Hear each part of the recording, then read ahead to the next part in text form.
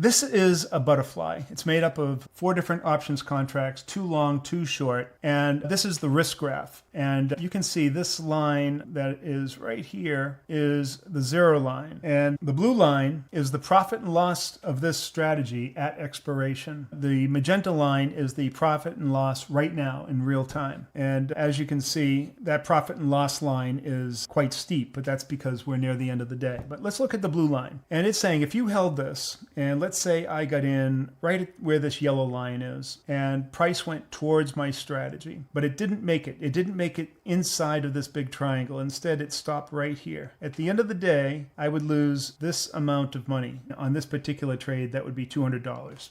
That's a good amount of money, but compared to what you could have made on this strategy, it could have been as much as $2,800.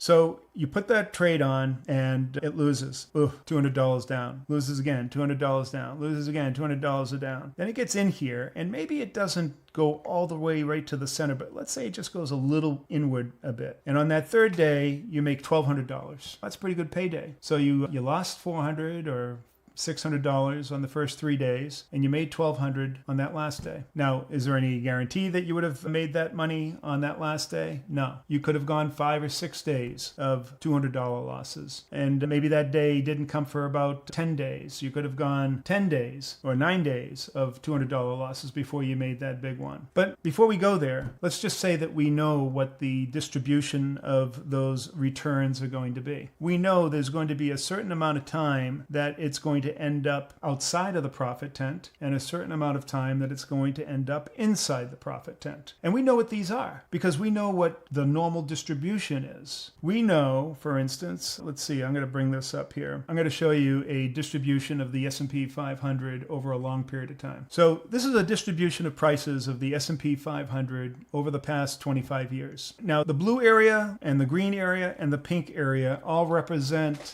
a way of measuring how often the market gets out there, okay? Everything inside the blue area is called one standard deviation, or 68% of the time, all of the market moves are going to end up somewhere inside of here, from 0 out to here to about 1%. The second level, the green, is 2 standard deviations. That's going to happen about, 88% of the time. That we're going to get all of these moves in between here 88% of the time. And then the rest is essentially 100% of the time. This is the third standard deviation.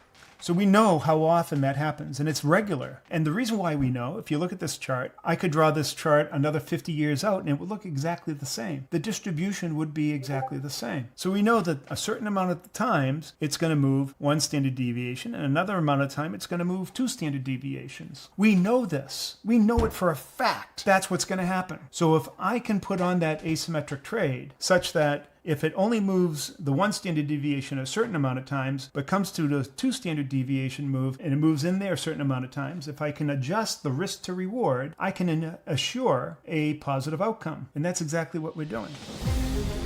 Thanks for watching, guys. I hope you enjoyed the video. And if you're interested in having the tools you need to become a profitable zero DTE trader, check out the link in the description. Take care, guys.